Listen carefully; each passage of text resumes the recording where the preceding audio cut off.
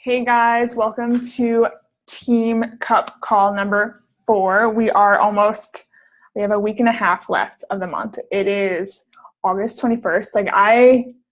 This month just flew by. I don't even know where it went. I still am surprised it's 21st. So tonight we're going to just go through how to invite like a boss, because I know you all are.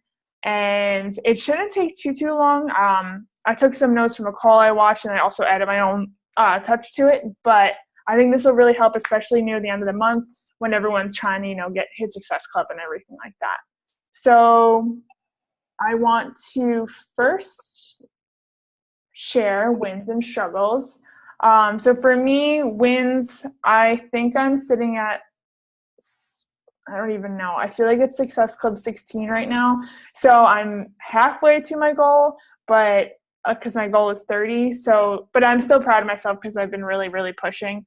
And then struggles, again, is just time. I mean, I feel like it's not a good excuse, but sometimes I just feel like there's not enough hours in the day, and I feel pressured to do things, and then I don't do them to the best of my ability, which bothers me because I'm perfectionist and I can't handle that. So that's my wins and struggles for this past week. What about you, Sarah? Well, this week I've been sick, so I Yeah. did nothing but for 5 days, try to stay alive. Otherwise, I will, honey. I tried to post some, a little bit during that time, but I know I didn't do a very good job. So that was kind of a bad thing. But it's a win too because I was down pretty far and I did stay connected a little bit. So I'm gonna consider that a good effort.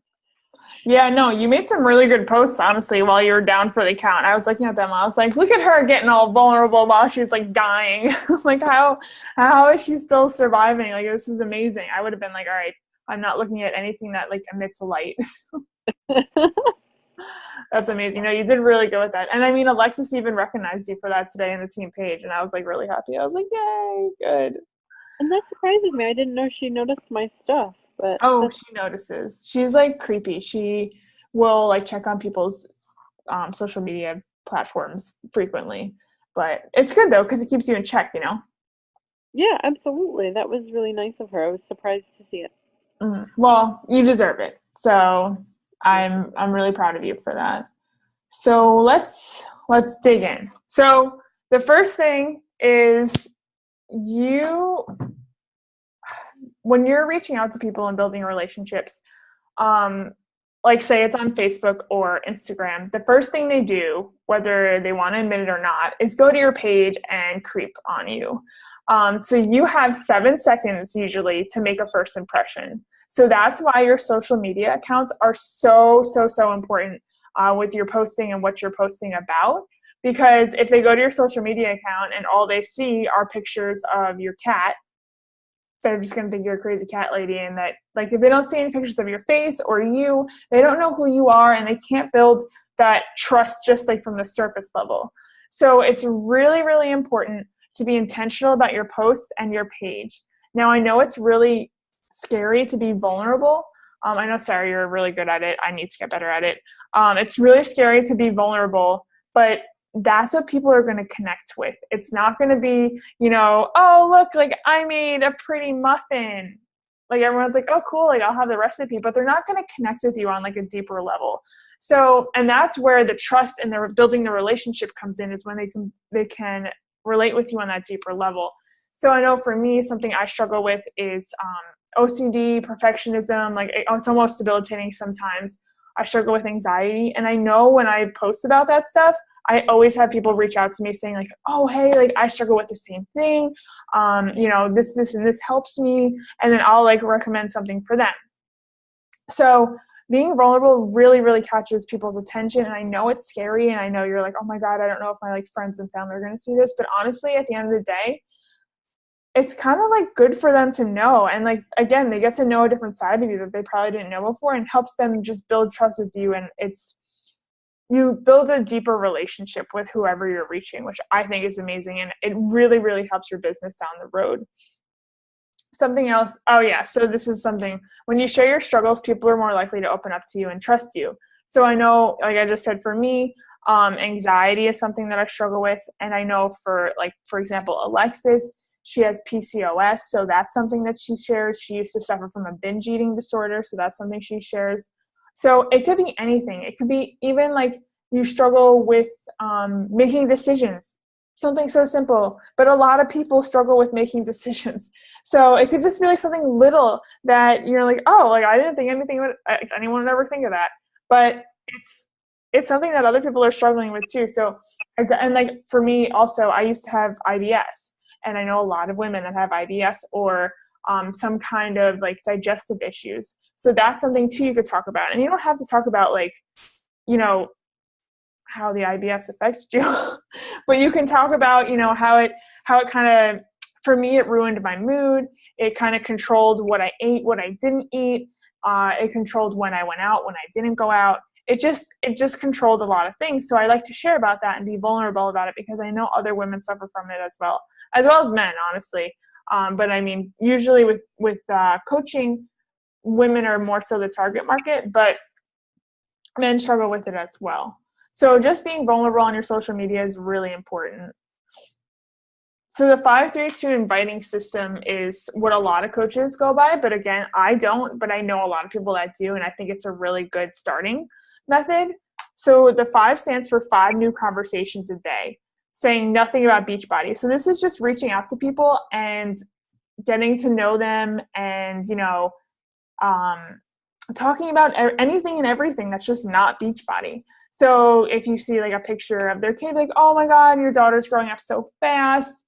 What grade is she in? You know, anything like that. Just like start a conversation about something genuine. Go to their page, check out what they've been doing. If you see they just went to an amusement park, be like, oh my gosh, so you went to Six Flags. I've been there before. How was it? Did you have a favorite ride? Anything like that. The 3 stands for 3 challenge group invites with people you've already built a relationship with. So these are people that you've been talking to and you feel that your relationship has grown to the point where you can invite them to a challenge group. Just be like, hey, you know, and I'll get into how you should invite later, but you can invite 3 new people to a challenge group a day. And if you feel like you can invite more, if you have more people that you're like, oh, like I feel like I'm ready to invite them to a challenge group, feel free. The 2 stands for check-ins with 2 personally sponsored coaches, or if you don't have personally sponsored coaches yet, use it to invite 2 new people to the business. So that's people, you know, if you've been talking to people that are either your clients, so people that are in your challenge groups, you could be, if you see someone really rocking it, you could be like, hey, you know, have you ever considered the coaching business? I think you'd be amazing at it. Or if you just like, honestly, sometimes I see people's Instagrams and like, I think they're a coach and they're not. And I'm like, oh wait, have you ever heard of like the business opportunity, the coaching opportunity? So that's something too. You could also or just like check in with coaches if you have coaches that are working the business. Another thing too is you should be adding at least 3 to 5 people a day to your social media networks, whether that be on Facebook or Instagram. That's just literally adding friends on Facebook or Instagram, following new people, or just like reaching out to them through direct message. Just give me 1 second. My dinner is beeping. 1 second.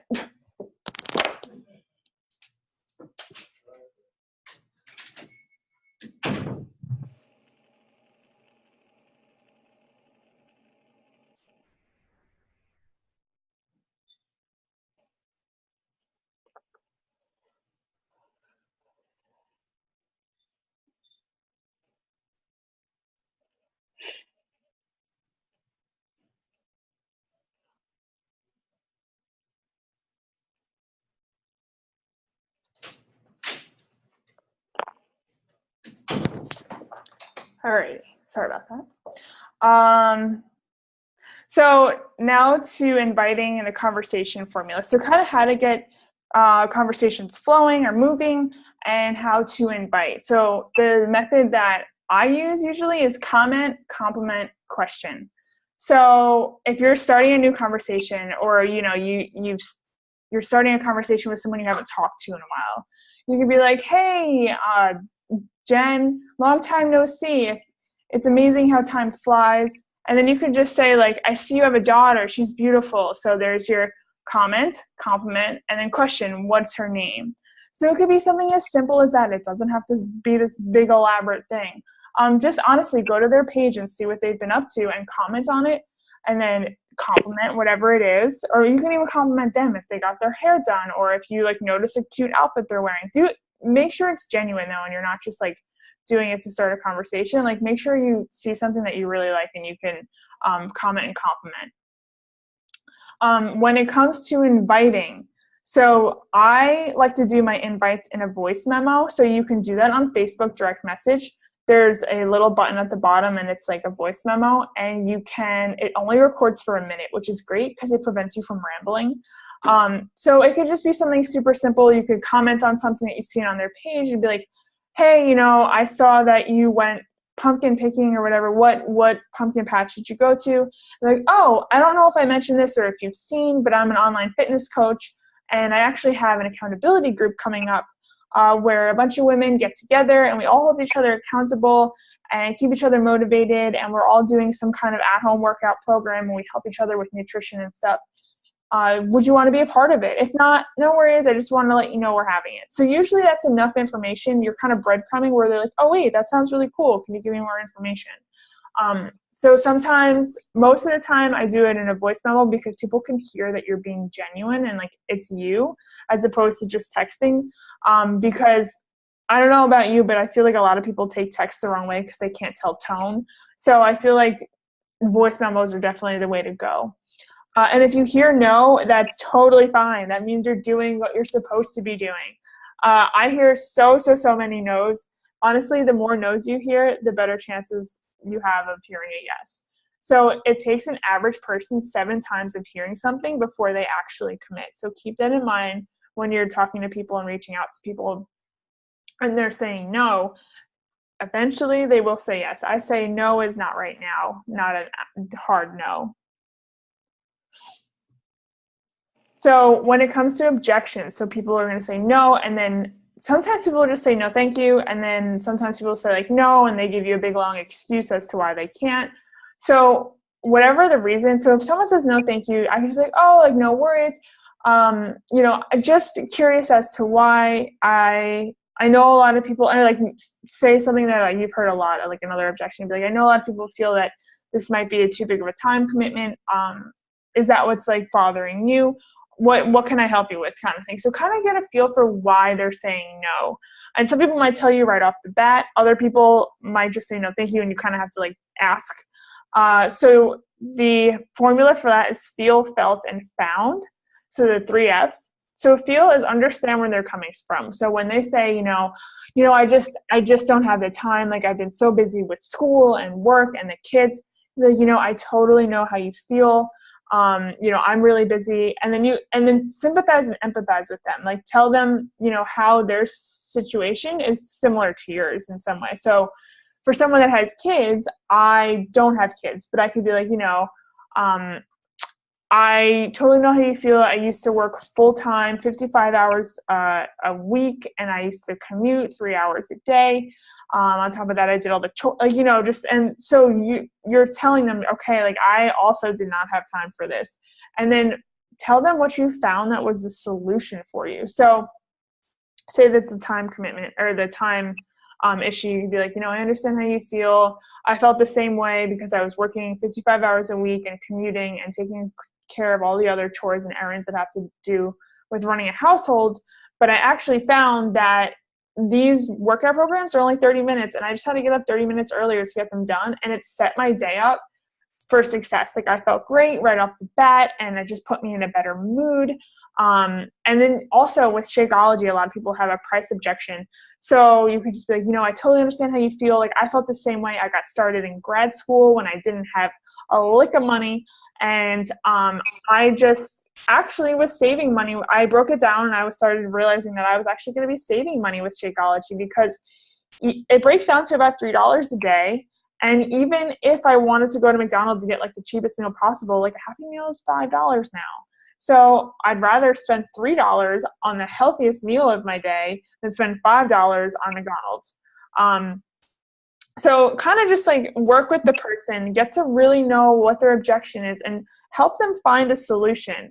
And it might take some like questioning and answering, but that's how you build a relationship and how you build a rapport, because people want to know you genuinely care. And if they say no, you don't just dismiss them. You actually really want to help them. So tips is get on the phone with them. I always get on the phone with people that are potential clients because I feel like I can help them so much more by just having a conversation on the phone as opposed to just like typing to them, because I'm not on social media all the time. So it's really hard to have an actual conversation.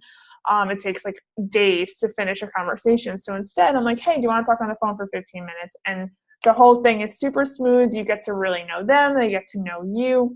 And it really, really works out great. And when they're talking, listen to them. Don't just like, because I know I used to have the same habit. As soon as they said something that triggered something, all I wanted to do was jump in and like tell them, why they needed X, Y, and Z. But really take the time to listen to them, understand where they're coming from, and offer them a solution to their issues or to their problems.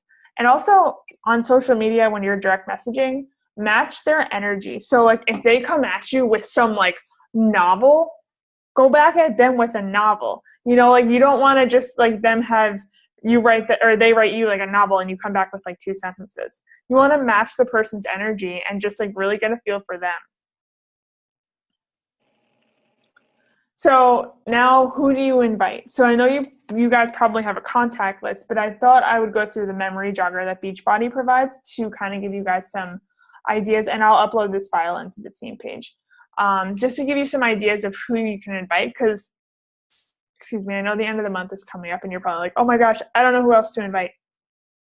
So I think this will be really helpful. So this is on, I think, teambeachbody.com. It's somewhere in the files. I honestly just Googled Beachbody memory jogger and this came up first thing. So build your contact list. So your friends, families, and family, friends, and associates. So mother, father, grandparents, in-laws, siblings, children, aunts, uncles, nieces, nephews, cousins, friends, coworkers, church members, social group club, neighbors, babysitters, school groups, organization, friends, casual acquaintances, chamber of commerce. That was an odd one. I don't know if anyone knows anything from Chamber of Commerce. Who knows? Networking groups. And then it goes on to lists you already have. So, your Facebook list, child's birthday invitee list, current address book, that's a good one for me, wedding invitee list. School roster, holiday card list, people with fitness and or financial interests. So if you see anyone posting about, or if you know anyone that wants to get in shape, wants to eat healthy, wants to lose weight, any of these things, if you see any of these things or hear about any of these things that someone's struggling with, reach out to them. Like chances are you have the solution for them, which is amazing, and you have an opportunity for them. Other people you may know, I'm not going to go through this list because it'll take me forever, and you guys can just read it. But it's just like it gives you a little like, oh, do you know anyone from a hospital staff, or do you know any farmers? I was just in Homestead today, and there are a lot of farmers down there. I don't know any of them personally though.